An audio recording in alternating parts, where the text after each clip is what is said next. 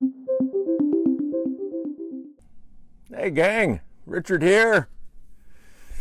This evening I'm going to talk for a few minutes about what is your story and what is your destiny. It's one of my favorite subjects.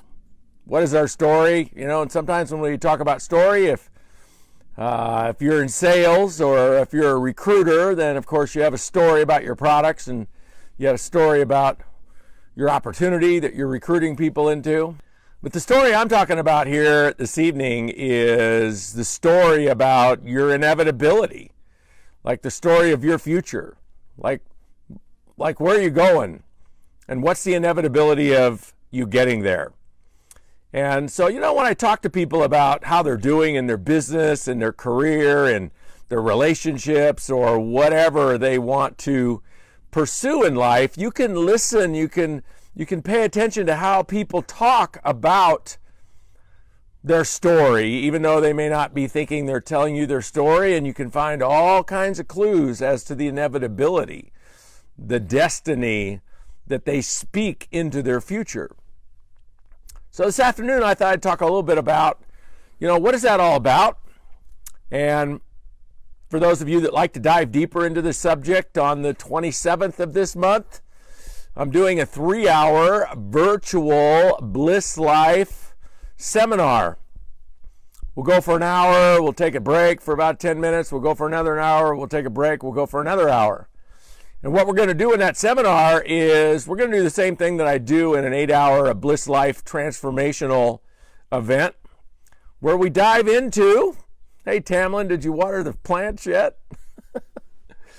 We're going to dive into, you know, who are you and what's important to you and what do you want out of life? And then, you know, how do we transition that story from, well, I want this, you know, I want more abundance, I want more health, I want a better relationship. How do we translate that want, which, you know, that's pretty common. If you interview like 100 people or 1,000 people and you say, how many of you want better health? All the hands go up.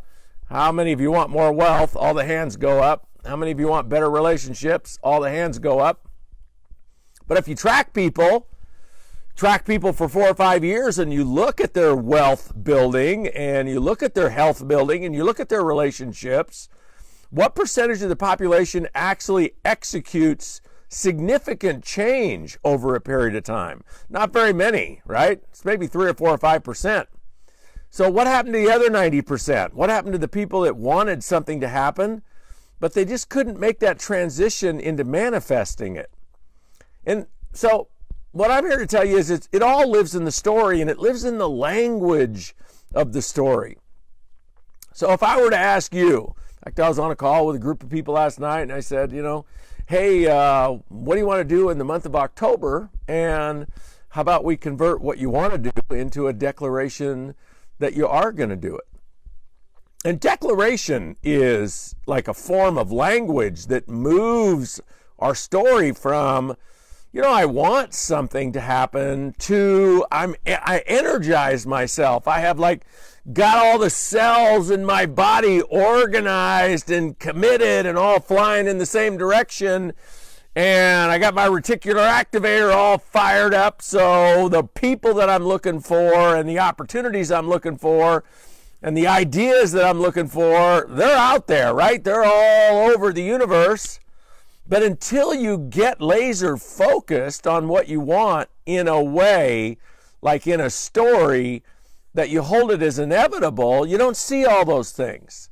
You know, that's the reticular activator. Sorry for the fancy language, but I don't know what else to call it, and that is what it's called. And, you know, basically, like when you understand the reticular activator, you can really understand, maybe even get motivated about why would you want to do this work? So here's how the reticular activator works. So there's so much going on in our world. There's so much input, so much information. I mean, just, you know, coming right through the cell phone, right? Just bombarded with information.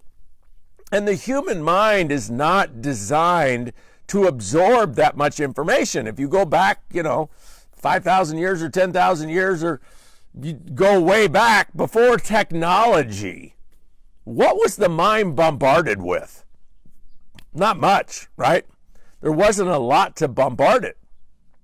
But as technology has fired up, our mind can't handle it all. It can't handle the ideas. It can't handle the input. It can't handle the emails, the messages, the Facebook comments. It can't handle the opportunities. It can't handle the workload. It can't handle the arguments and the drama and all the relationships that we have and, the polarization of those relationships. And it can't handle all of that. So what it does is it filters everything out except those things that we have told it are vitally important to us. And here's how we tell the reticular activator something is vitally important to us. Not that we want it, because we want everything, right? We want everything we see on Amazon. We see on everything we see in the store. Our wanter works really good. And so that doesn't fire up the reticular activator because it would still be overwhelmed. We want everybody to be our friend on Facebook, and we want everybody to comment, and we want to comment back, and we can't handle all that. So the reticular activator gets fired up when we make a declaration that sounds like, I am manifesting this. I'm not only doing it, I am it.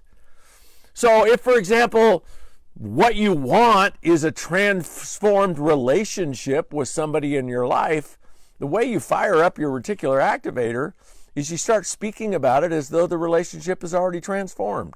Not that you're going to do it, not that you want to do it, not that it's going to happen next month, not that you're working on it. That's one of the clues when you're listening to somebody says, hey, what's going on? What are you working on? What are you going to create in 2019? And you hear them say something like, well, what I'd really like to happen. That's not happening. Well, what I'm working on. Nope, that's not happening. Well, what I'm trying to. Nope, that's not happening. That's not firing anything up.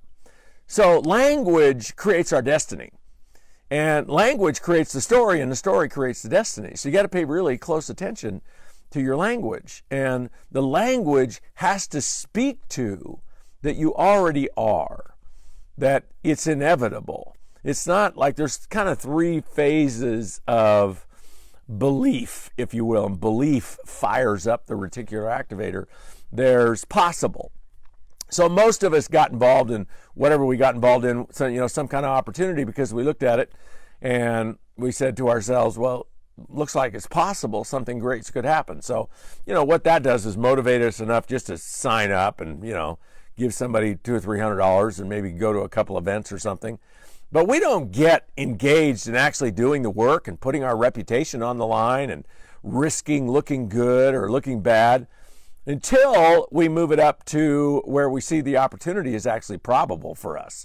Like it's probable that we're going to succeed. Then we get to work. Then we fire some things up. But the magic really happens when you create that story of inevitability. That's the third level, inevitability. Inevitability basically says it's a foregone conclusion. There's no risk. There's no maybe. It's inevitable. And the way you step in and declare inevitability is declare that you already are. You already have an extraordinary relationship. And so you start acting like it. And then how the reticular activator comes into play is there's all this information out in the world. All the ideas you would ever need in the world are out there. All the product ideas, all the ways to talk about your product, they're all out there. If you need a tool, the tool's out there. If you need people on your team, they're out there. If you need ideas, they're out there. It's all out there. So what happens when we move into the distinction of inevitability, of declaration, of a story that speaks to our destiny, is we fire up that reticular activator to start hearing and seeing those tools and those opportunities, those ideas and those people that we need to make it happen. It's already there. We just don't see it until we declare, until we're committed, until we are what it is that we want. And that all exists in language. People say, well, it's all about commitment. And I totally believe in honor and enjoy and play with the word commitment. Commitment is a really powerful thing. When we make the kind of decision, that a quality of decision, that it's not that we're going to try, it's not that we're going to work on it, it's not that we're going to hope, but it's happening. No matter what, it's happening. Like we just crossed that chasm from even probable to inevitable. When we take that big step, when we get committed like that, magic happens, right? Magic happens. But, what you've probably seen in a lot of people is people are committed. This is one of my quotes that it's not like very popular. But people are committed right up to the moment they're committed to something else. You ever notice that? You ever notice that about you? Like committed right up to the moment that you're committed to something else. We're always committed to something. Sometimes we're committed to avoidance, and we're committed to procrastination, we're committed to fear, we're committed to our fear story. And so what is commitment really? Well, I say what commitment is, done right when it works, is commitment is not like a decision that you never change. Commitment is a decision that you manage with your motivation. So if you're committed, like you get up to the point where you say, you know what, I am this, I'm doing this, no, this is done, this is a done deal. That's a state of motivation that speaks like that. And you know what, folks, you have to manage that. You can't make that statement one time and expect to hold you in the game under fire for 6 months or a year or 2 years. You're going to be assaulted by so many other agendas to have you change that commitment. You got to manage that state of motivation. So that's why the whole process of Mach 2 with your hair on fire is you figure out what you want to do, and then you learn how to craft it into a story that is a declaration of your destiny. And then you learn how to absorb that story into every fiber of your being so that you are motivated.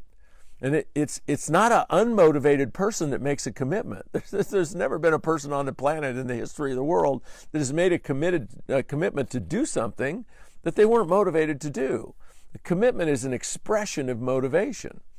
And so if you want to make a commitment and then make the same commitment tomorrow and the same commitment on Friday and the same commitment on Saturday and the same commitment a month from now and the same commitment 3 months from now, you actually have to learn the art of vision and self-motivation.